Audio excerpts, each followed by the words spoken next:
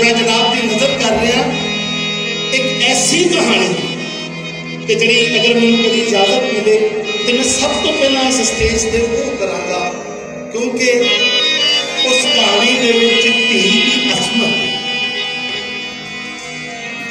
एक बादशाह दे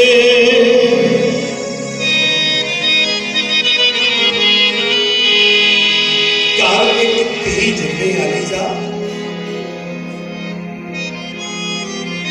आदम जा बादशाह, उहदा नाम सी भंभोर दा सुल्तान सी।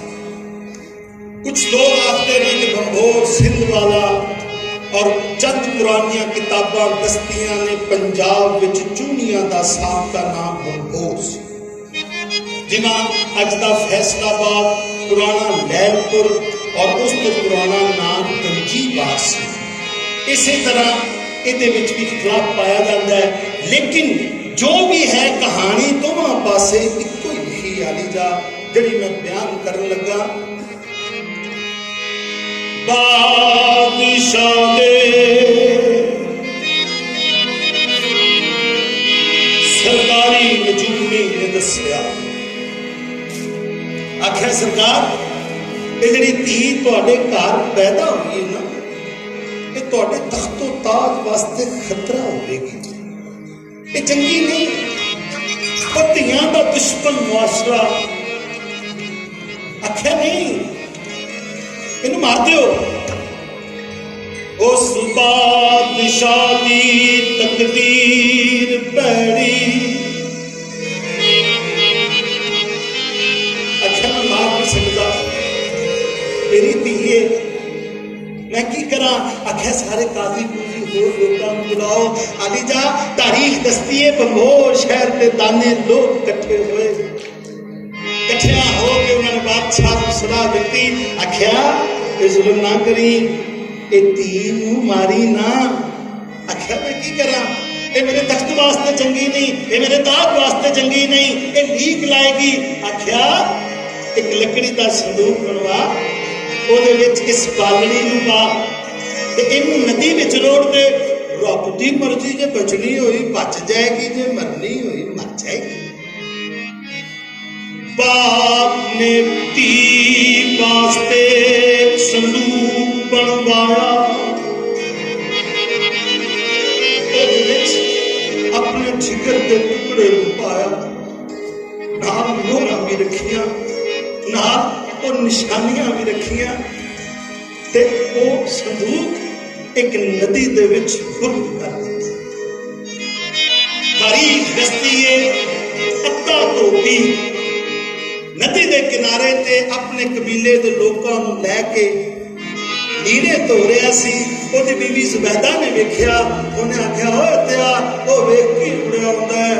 उस आख्या लगदा कोई संदूक रुड़िया आउंदा है, खजाना उड़िया आउंदा है। आख्या छेती कर, इनू जाके फड़ के लिया। उस छाल मारी। ओ सुनन वाले लोगो, तियां वाले, जदों ने आके संदूक दा बूहा खोलिया ना, ते विच एक मासूम बच्ची, ओ वेख के ओदी जिहड़ी बीवी सी ना, बेऔलाद सी, ओदी ममता जाग गई। खाली जा उस जुबैदा तोबन ने उस बालड़ी नूं सीने नाल ला लिया। और सुनन वाले लोगों, तोबिया ने उस बालड़ी का नाम सस्सी रखा। सस्सी जवान हुई, खूबसूरत बादशाहजादी सी। एक मुसफर गुजरिया, उन्हें वेख्या बड़ी खूबसूरत बच्ची बैठी कपड़े धो रही है, उसकी 100 साल उम्र सी। उन्हें क्या बच्ची कौन है? उन्हें आख्या साडा जिहड़ा वड्डा है ना अत्ता धोबी, ये ओहदी कुड़ी है, ओहदी धी। उस आख्या ओहदी धी है, मेरी भी धी है, लेकिन मैं कलाकार हाँ, मैं जी मैनूं इजाजत देवे तो मैं इहदा स्केच बनाना चाहना वा। उस आख्या ठीक है, तेरी भी धी है, तू बना लै, कोई गल नहीं। उस मुसफर ने सस्सी दी तस्वीर बनाई, केस मकराम गया, उथे उस अपनी नुमैश लाई। केच मकराम का शहजादा पुन्नू खां लंघिया, ओदी सस्सी दी तस्वीर ते नजर पै गई। ਉਹਦੇ ਨਾਲ ਗੁਲਾਮ ਸੀ, ਆਖਿਆ ਤਸਵੀਰ ਕਿਹਦੀ ਹੈ? ਉਸ ਆਖਿਆ ਮੈਂ ਸਫ਼ਰ ਕਰ ਰਿਹਾ ਸਾਂ, ਇੱਕ ਵਾਰੀ ਤੁਹਾਡਾ ਦੁਸ਼ਮਣ ਜਿਹੜਾ ਮੁਲਕ ਹੈ ਨਾ, ਜਿਹਦੇ ਨਾਲ ਤੁਹਾਡੀ ਪਾਣੀ ਦੇ ਜ਼ਖੀਰੇ ਤੋਂ ਲੜਾਈ ਹੁੰਦੀ ਹੈ, ਬੰਗੋਰ, एक उथों की कोई धोबियां की कुड़ी है। अपने यार को, अपने गुलाम को आख्या चल असीं उत्थे चलीए। उस आख्या ना सरकार, वो तो साडे दुश्मन ने, जे उन्होंने पता लग गया तो सानू करवा देंगे। इश्क अन्ना होंदा कि जा पुन्नू लग गया। पुन्नू अपने साथी नू लैके धोबियां दे घर जाके ढंग बना के नौकरी कर लई। सस्सी नूं पुन्नू नाल इश्क नहीं सी, लेकिन की वो बैठी लीड़े धोंदी रहिंदी, पुन्नू वेख के खुश होंदा रहिंदा। एक दिन बादशाह दे कोल शिकायत आखे सरकार तुहाडे दुश्मन दा पुत्र केश मुकराम दा शहजादा तुहाडी स्टेट दे विच आके रह रहे, तुहानूं पता ही कोई नहीं। उस बादशाह ने फौज भेजी, आखिर जाकर मैं गिरफ्तार कर लिया। मेरी गल गौर नाल सुनना धियां वालिओ, मैं सच आख रहा जे।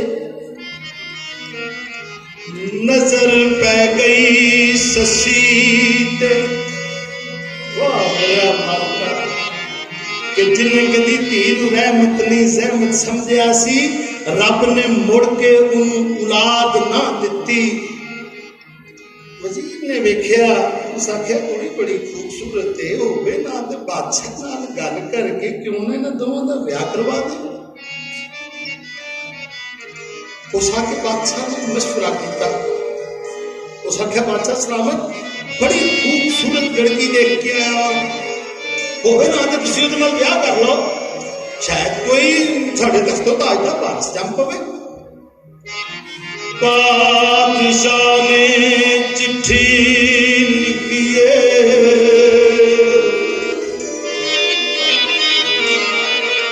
ठक ठक ठक दो बार चिट्ठी सस्सी नूं दिओ।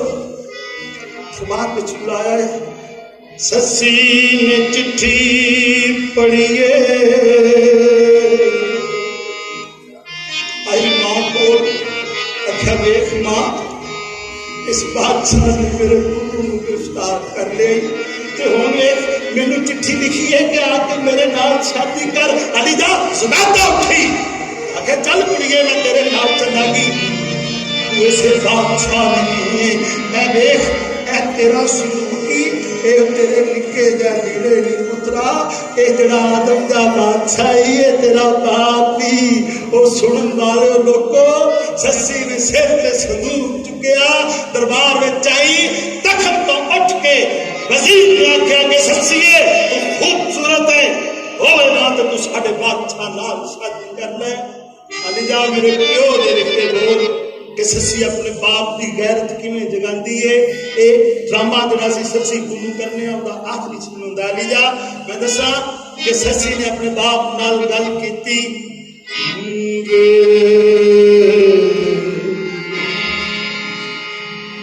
हथी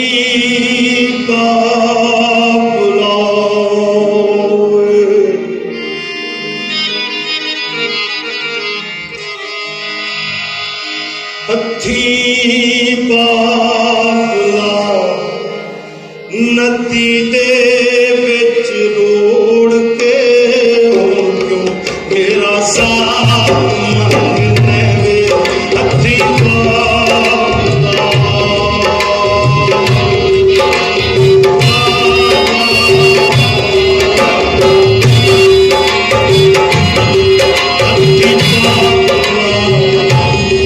हथी नदी बिच रोड़ के मेरा साथ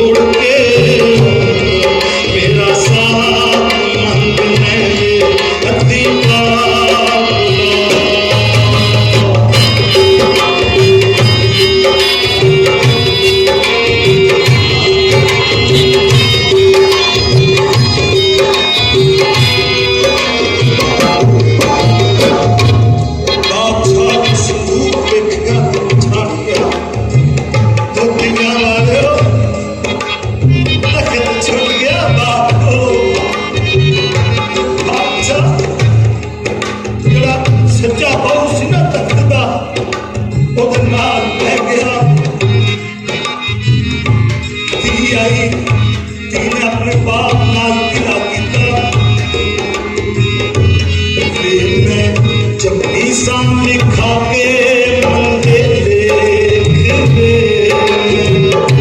चपटी सामने खाके मंदे लेख वे मेरे बह के कर ले जे बिच वे मेरे बह के कर ले जे बिच वे ओ मेरे दिल विच मर के मेरे दिल विच मर के दिल विच संत पाया बाबा चंद्रा माया दिल विच संत पाया बाबा चंद्रा माया आयो किस दे हवा दे मैनू छोड़ के मेरा साथ मेरे अति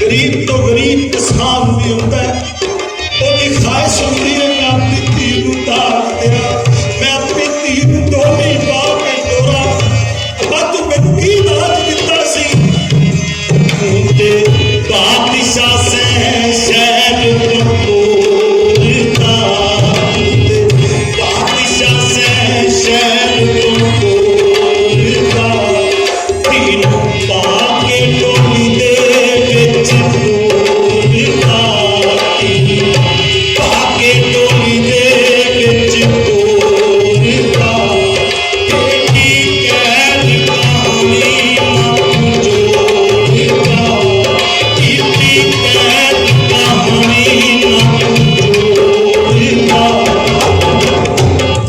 तेरी बसे मोदी छाई मेरी जान खाने पाई तेरी बसे मोदी छाई मेरी जान खाने पाई ओरे किया संग तो तुम के मेरा साथ मेरे अति